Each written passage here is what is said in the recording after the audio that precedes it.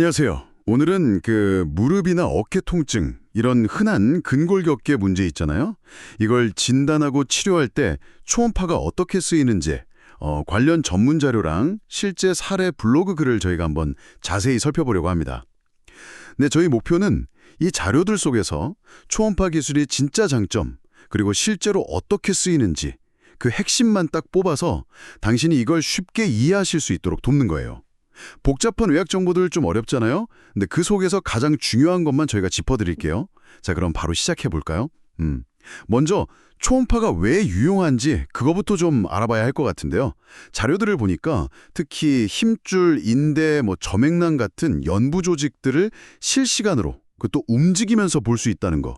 이게 진짜 큰 장점이라고 하네요. 네, 맞습니다. 그게 핵심이죠. 특히 관절 바깥쪽 문제 볼 때 아주 유용해 보여요. 그렇죠. 예를 들어서 무릎 위쪽 오목, 그러니까 수프라파텔레 파우치라고 하는데 거기에 물이 찼는지 볼 때요. 초음파로 봤을 때 관절액 두께가 한 3mm 이상 되고 이렇게 눌러봐도 갈 안 들어가면 아, 이거 비정상적으로 늘어났구나 이렇게 판단하거든요. 또 베이커 낭종이라고 무릎 뒤쪽에 생기는 물혹 같은 것도 초음파로 보면 아주 쉽게 찾을 수 있고요. 아, 그렇군요. 혹시 오스굴 슐라터병이나 점퍼 무릎 같은 힘줄 문제도 이걸로 진단이 가능한가요? 자료에 그런 내용이 있었던 것 같은데. 네, 가능합니다. 그 힘줄 자체가 좀 변성돼서 약해지는 힘줄증 같은 경우엔요. 초음파로 보면 힘줄이 좀 부어 있고 정상보다 어둡게 보이거든요. 에코가 낮아진다고 표현하는데 그리고 부분 파열 같은 경우는 힘줄 안에 어둡게 보이는 틈새가 있거나 아니면 진짜 섬유가 딱 끊어진 모습이 보이기도 하고요. 아하. 다만 이제 그 반월상 연골이나 십자인대처럼 관절 좀 깊숙이 있는 구조물은요. 아무래도 초음파로는 좀 보는데 한계가 있어서 그런 경우는 MRI가 더 정확할 수 있습니다. 아, 그러니까 초음파의 진짜 강점은 그냥 보는 게 아니라 그 움직임 속에서 문제를 딱 잡아내는 거군요. MRI는 딱 멈춰있는 사진인데 초음파로는 힘줄이 움직일 때 통증이 어디서 오는지 실시간으로 볼 수 있다는 거. 이게 진단이나 치료 계획 세울 때 정말 큰 차이를 만들겠어요. 정확합니다. 바로 그 실시간 영상 능력, 그거 덕분에 진단뿐만 아니라 치료에도 아주 활발하게 쓰이고 있는 거죠. 진단은 이제 좀 알겠는데 이걸 치료에까지 쓴다는 건 조금 의외인데요. 예를 들어 주사 같은 거 놓을 때 뭐가 그렇게 달라지는 건가요? 초음파 유도화 주사라는 건요. 말 그대로 실시간으로 초음파 화면을 보면서 바늘 끝이 정확히 어디에 있는지 눈으로 직접 확인하는 거예요. 그러면서 약물을 딱 원하는 부위에 넣을 수 있게 해주죠. 아, 보면서 하니까. 네, 그러니까 당연히 안전성이 확 올라가고요. 또 좋은 게 방사선 노출이 전혀 없잖아요. 그렇죠. 목표 지점을 벗어나서 주변 다른 조직을 건드릴 위험, 이걸 아주 크게 줄여줍니다. 오, 그럼 좀 더 구체적인 예를 들어주시면 훨씬 이해가 잘 될 것 같아요. 어떤 질환에 어떻게 적용되는 거죠? 네, 대표적으로 어깨에 견봉하 점액낭염이라는 게 있는데요. 이게 염증 때문에 점액낭의 정상 두께인 한 2mm보다 두꺼워지거든요. 이걸 초음파로 먼저 확인하고 그 다음에 정확하게 그 염증 생긴 공간에만 스테로이드를 주입하는 거죠.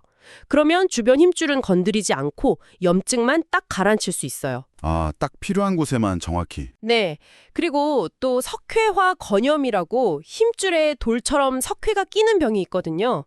이때는 초음파를 보면서 그 석회 덩어리에 직접 좀 굵은 바늘, 보통 21게이지 이상 되는 바늘로 구멍을 여러 개 내거나 아니면 생리식염수로 그 부분을 막 씻어내는 바보타지라는 시술을 해요. 아, 씻어내는 거군요. 네. 이렇게 하면 힘줄 안에 압력이 줄면서 통증이 빨리 좋아지고 석회가 몸에 흡수되는 것도 도와주거든요.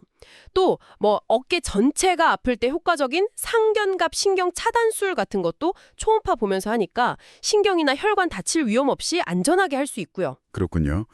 제공된 블로그 글에 보니까 40대 남성 환자 사례가 있었잖아요. 운동 좋아하시는데 어깨 통증이 자꾸 반복되다가 결국 초음파 검사로 어깨 회전 근개, 그중에서도 극상권이라는 힘줄이 부분 파열됐다는 진단을 받으셨다고요. 네, 맞아요. 바로 그런 경우죠. 초음파가 이렇게 파열이 있는지 없는지, 있다면 또 얼마나 심한지 이런 걸 파악해서 치료 방향을 정하는데 아주 핵심적인 정보를 주는 겁니다. 그 글에서도 나왔지만 보통 파열된 지 한 3개월이 안 된 급성기 부분 파열이다. 이러면 대개 주사치료나 운동치료 같은 비수술적 치료 이걸 먼저 시도하게 되죠. 아, 여기서 듣는 분들 중에는 그럼 보존적 치료, 그러니까 비수술 치료를 한 2, 3개월 했는데도 안 나오면 무조건 수술해야 하나 이렇게 궁금해하실 수도 있겠어요. 그럴 땐 어떻게 결정하나요? 그거 좋은 질문인데요. 무조건 수술은 아닙니다. 당연히 아니고요. 여러 가지를 봐야 돼요. 통증이 얼마나 심한지, 팔 드는 심 같은 기능 저하가 심각한지, 또 환자분 나이가 어떤지, 예를 들어 50세 미만으로 아직 활동량이 많으신 분인지, 팔을 평소에 얼마나 써야 하는 직업인지, 다른 건강 문제는 없는지 이런 걸 다 종합적으로 고려합니다. 아, 여러 가지를 다 보는군요. 네. 예를 들어서 연세가 많으셔서 70세 이상이시거나 아니면 수술 자체가 좀 부담되는 다른 내과 질환이 있으시다. 그러면 비수술적 치료를 좀 더 길게 유지하기도 하고요. 결국 초음파에서 보이는 소견은 아주 중요한 참고 자료고요. 환자의 전반적인 상태와 상황을 함께 보고 최선의 결정을 내리게 되는 거죠.